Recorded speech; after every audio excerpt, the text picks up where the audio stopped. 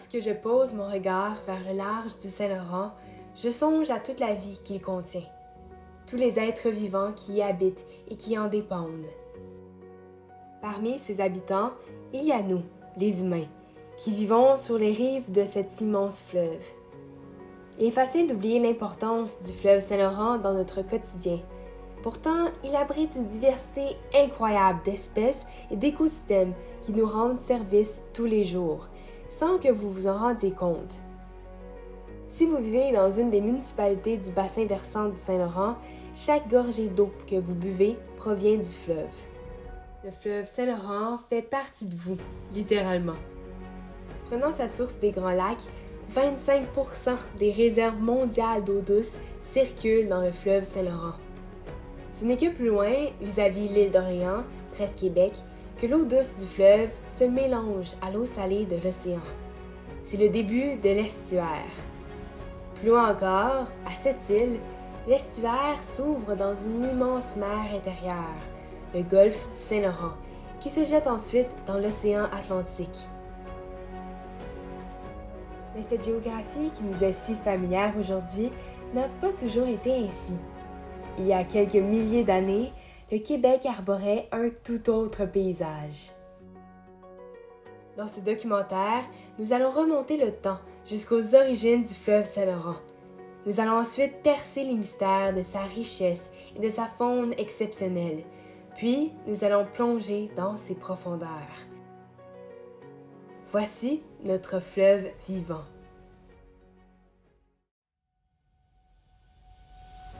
Il y a 2,5 millions d'années, la Terre entra dans une ère de glace. À cause des variations dans l'orbite de la Terre et de la quantité de dioxyde de carbone dans l'atmosphère, le climat alternait entre de très longues périodes de froid extrême et de plus courtes périodes plus chaudes, dites interglaciaires. Le fleuve Saint-Laurent a découlé de la dernière glaciation, celle du Wisconsinien. Au plus froid de cette période, un gigantesque glacier recouvrait tout le Canada et s'étendait au sud jusqu'à l'actuelle ville de New York. Montréal était alors recouvert d'1 kilomètre de glace. Éventuellement, alors que le climat se réchauffait, cet immense glacier commença à fondre et à retraiter vers le nord.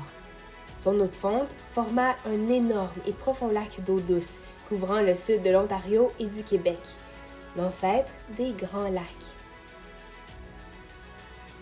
Il y a 13 000 ans, le glacier recula suffisamment pour qu'un bras d'eau salée provenant de l'océan Atlantique envahisse le sud du Québec. C'est alors que la fameuse mer de Champlain apparut. Cette mer aurait presque entièrement recouvert la tour du stade olympique sous l'eau. Le Mont-Royal était une île recouverte de toundra où vivaient des renards, des loups, des caribous et peut-être même des ours polaires. Dans la mer salée qui l'entourait, des belugas, des morses et des phoques profitaient des ressources que leur offrait ce nouvel écosystème. Pour en témoigner, un fossile de beluga âgé de 10 700 ans a été trouvé près de Joliette, dans la région de Lanaudière, à des centaines de kilomètres du fleuve. Des belugas nageaient au-dessus de nos têtes il y a 11 000 ans.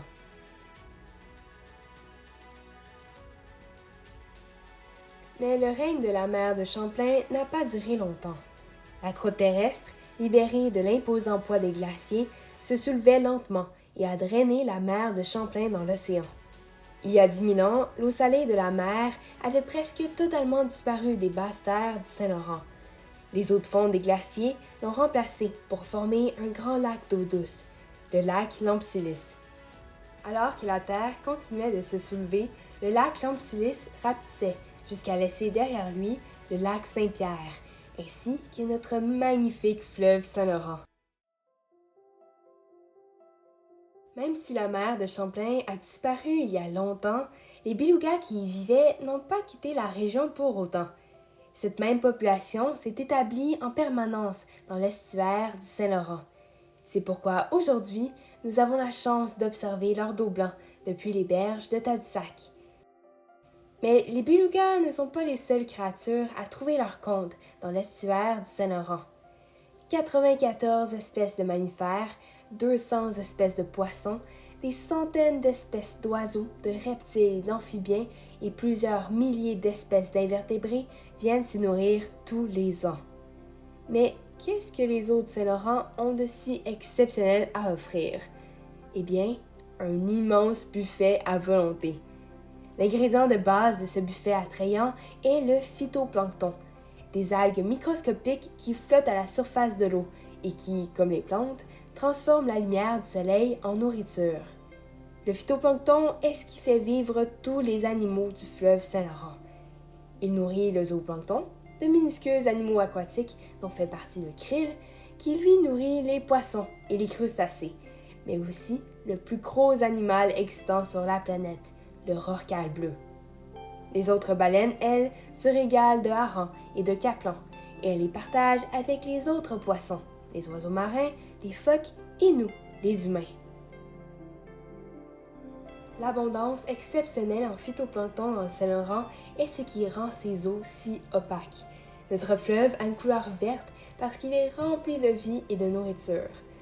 En fait, l'hiver, lorsque la glace recouvre le fleuve, la lumière pénètre moins facilement dans l'eau, donc il n'y a pas de grande floraison de phytoplancton. Ainsi, sous la glace, l'eau du fleuve devient cristalline et bleu turquoise, comme dans les Caraïbes. Le phytoplancton ne fait pas que nourrir les animaux. Il produit aussi la moitié de l'oxygène que nous respirons. Ainsi, une respiration sur 2 vous est offerte par ces petites algues aquatiques qui flottent dans l'eau. L'endroit où il y a la plus grande abondance en phytoplancton dans le Saint-Laurent est au large du village de Tadoussac, sur la côte nord. Vis-à-vis le fjord de Saguenay, il y a une falaise sous-marine qui fait plonger le lit du fleuve de 40 à 300 mètres de profondeur. Lorsque l'eau froide et riche des profondeurs heurte ce mur, elle remonte et apporte avec elle les nutriments des fonds marins à la surface, ce qui fait exploser la population de plancton. Et là où il y a du plancton en abondance, il y a aussi des baleines en abondance. Les baleines sont des animaux emblématiques du fleuve Saint-Laurent. Nous avons la chance d'accueillir 13 espèces de cétacés au Québec. Les plus communes que nous pouvons admirer à partir de Tadoussac sont les belugas, qui vivent à l'année longue, les petits rorquals, qui ne sont pas si petits que ça, ils font quand même de 6 à 9 mètres de longueur, et les fameux rorquals à bosse, reconnus pour leurs chants et leurs acrobaties. Chaque printemps, des milliers de rorquals à bosse migrent des Caraïbes jusqu'au fleuve Saint-Laurent pour faire le plein de nourriture. Ils passent l'hiver sans se nourrir, vivant seulement sur leurs réserves de gras qu'ils ont accumulées durant l'été. Les mêmes individus reviennent année après année pour se nourrir et il y en a de plus en plus. Depuis l'interdiction de la chasse commerciale aux baleines en 1986, les populations de rorquals à bosse se rétablissent et ont même été retirées de la liste des espèces menacées. En revanche, d'autres espèces de baleines dans le Saint-Laurent, comme le beluga et le rorqual bleu, ont de la difficulté à se rétablir malgré l'interdiction de leur chasse. La pollution sonore et chimique, les empêtrements avec les engins de pêche et les collisions avec les navires les affectent particulièrement. Protéger leur habitat à l'aide d'aires marines protégées est essentiel pour maintenir leur population stable et idéalement pour les rétablir.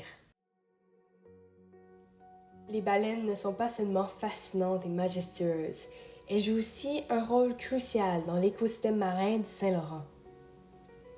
Le simple fait de libérer leurs excréments à la surface de l'eau favorise la prolifération du plancton. De plus, elles sont même des alliés dans la lutte contre les changements climatiques. Vu leur grande taille et leur longévité impressionnante, les baleines accumulent presque autant de carbone dans leur tissu qu'un arbre. Ainsi, lorsque la carcasse d'une baleine coule vers les profondeurs, elle emporte avec elle le carbone et tous les nutriments qu'elle a accumulés au cours de sa vie. Le carbone est emprisonné dans les fonds marins et ne retournera pas dans l'atmosphère de sitôt. En se déposant sur le fond marin, la dépouille d'une baleine est un buffet tombé du ciel pour les créatures qui y vivent. Les nutriments qu'elle dépose les rassasient pendant plusieurs années, même plusieurs décennies. Alors, même mortes, les baleines apportent la vie au fond marin.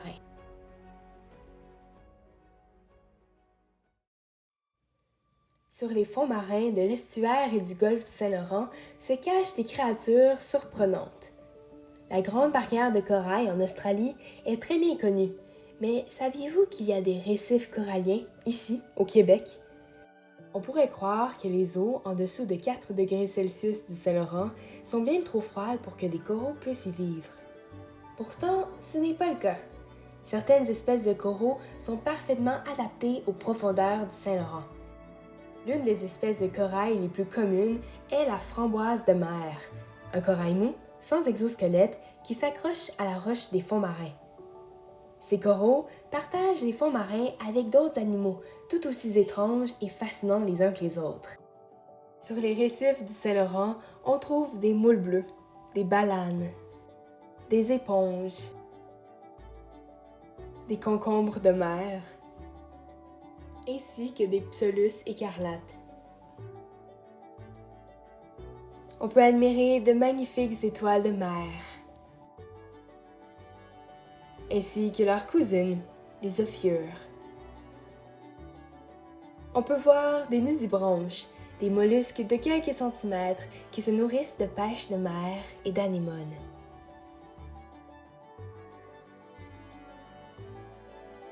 Même si toutes ces créatures ont l'air de plantes, ils sont bel et bien des animaux. Et ils ont des comportements assez surprenants. Les psolus et les concombres de mer récoltent le plancton avec leurs tentacules et le mangent en se léchant les doigts. Malgré l'apparence florale des anémones, elles sont en fait de grandes prédatrices. Il leur arrive de dévorer des poissons et même de s'attaquer à des méduses. Et des méduses, il y en a en abondance dans le Saint-Laurent. La magnifique méduse crinière de lion peut atteindre 2 mètres de diamètre et ses tentacules peuvent s'étirer derrière elle sur 30 mètres.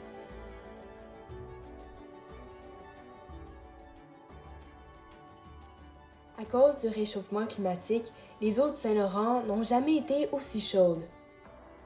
Pour les méduses, ces conditions semblent être en leur faveur.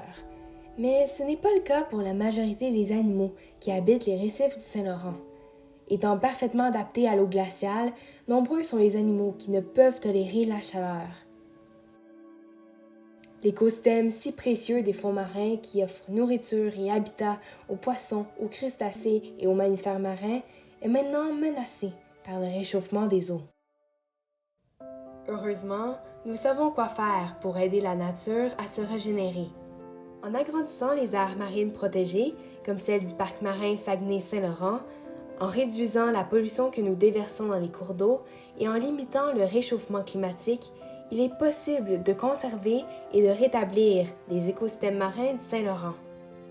Préserver la biodiversité du fleuve est essentiel pour maintenir les écosystèmes fonctionnels et augmenter notre résistance face au changement climatique.